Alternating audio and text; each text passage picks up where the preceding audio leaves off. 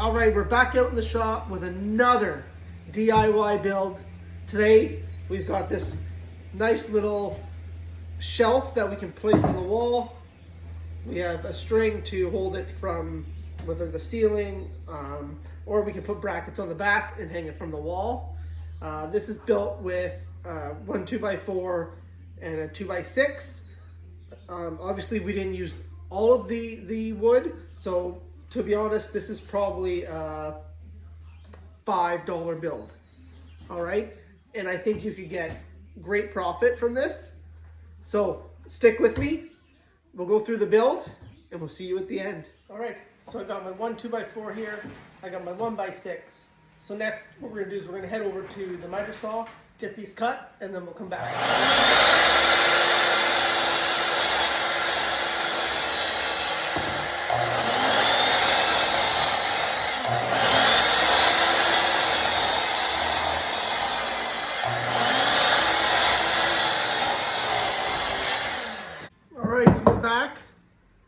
I've got my two 2x4s, both cut at 21 inches. I also have my three 1x6s cut at 12 inches. These are going to be our shelves, and these are going to be our side pieces. So next what I'm going to do is I'm going to go back over to the miter saw. I'm just going to cut a 30-degree angle on the front side of each of the 2x4s just to give it a nice little decorative look. All right, so we're back to the table. Here we are, we've got both our 2x4s now cut with the 30-degree angle. And these angles here will be facing the front when it's all finished. Drill a 1/2-inch hole just in the top here.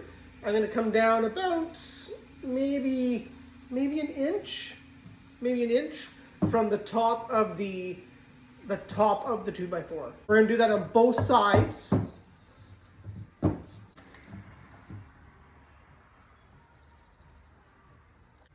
Mark 1.5 inches. Then we're also going to come down from the point where we made our initial cut for the 30-degree. From that point, we're going to come down another 1 inch. So from our point on the other side, we're going to come down 1 inch. I'm just going to go and set up my drill. I'm going to drill those out with a 1/2-inch drill bit.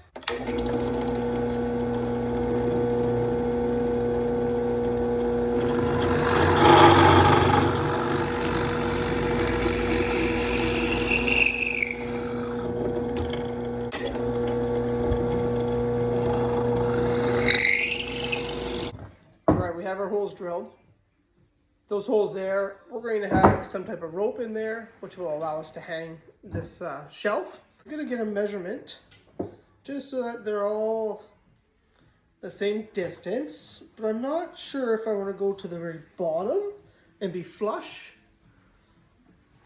or if I want to take it up 1 inch from the bottom and have some overhang. What do you think? Tell me in the comments. Should I have an overhang? Should I have it flush? What would you have done? And let's see which way I go at the end of the video. So what I'm going to do is I'm going to drill one hole on either side, and I'm going to sink my screw in. Then I can fill that in with some sawdust and glue, so it's not too visible. But if you do have a pocket hole jig, your best option is to go from the bottom, put in your pocket holes, and then your screws aren't visible to the public, if you're trying to sell it to the public.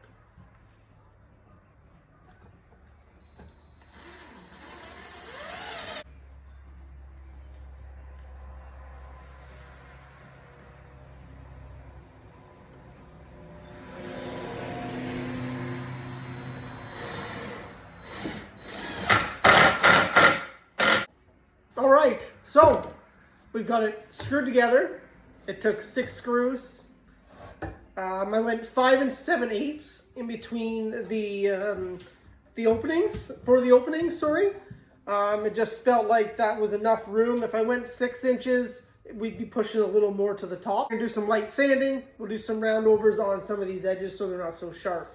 After that, what we're gonna do is we'll apply some stain. Anybody can do these in their backyard with any type of tool that they may have. They don't need the big table saws. They don't need the big miter saws. hand tools, things like that all do work. So far, if you're liking what you see, hit that subscribe button, hit that like button, and share the heck out of this. Let's keep this going, and hopefully I can bring a lot more projects to you as I go. Sometimes they take a little longer to get out, but life sometimes just gets in the way. But all right, we're gonna get the sander, 220 grit sandpaper, and give this a little boost.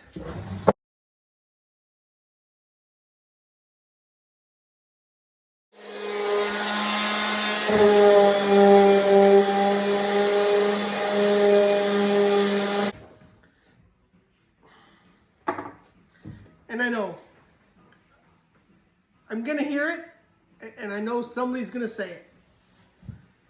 I should have sanded first. Absolutely. After I got it all together, started sanding, I thought, wow, how could this be easier? Maybe sand first, when you don't have to worry about all the little crevices and things like that.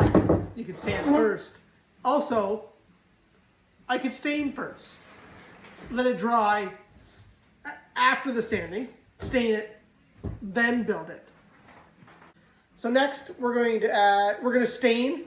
We're going to get our rope. Let's get to the next part of the project. All right, so what I got is some coffee stain. It's a gel stain. This is one of my favorites. I like this one. So what we're going to do is we're going to apply this one. Don't be afraid to stain. I really like how it comes out. A lot of people like to paint as well, which there's nothing wrong with painting something either. It's more of just a preference. I prefer the wood stain than paint. I'm just happy that once I make a creation and someone does want to purchase it, I'm just happy that it's gone to a home and somebody's enjoying it as well. Always double check, because there's always that one spot that you might have missed. Oh, even when you wear gloves, look at it. Great. Now I gotta get all that stain off my hands now. That's gonna be fun. Wear quality gloves. All right, so we're back. It's all dry. So the next step that we're going to accomplish is we're going to take our rope that'll fit. You can make the hole bigger if you like to get a thicker rope. I would suggest to use a thicker rope. This shelf has become heavier than I really anticipated it was. I just use a pencil, push it through. It doesn't want to go through, just getting caught on some of the little splinters that are in there. There we go. So there's the rope. It is heavy. So just be careful if this is something that you want to hang up, maybe even on 2 hooks. But there it is. Very easy, simple, cost-effective shelf that you can build yourself. So I hope you enjoyed this build. Please like, subscribe, comment. Let me know what I could have done better, I could have done differently. So until the next video, stay safe.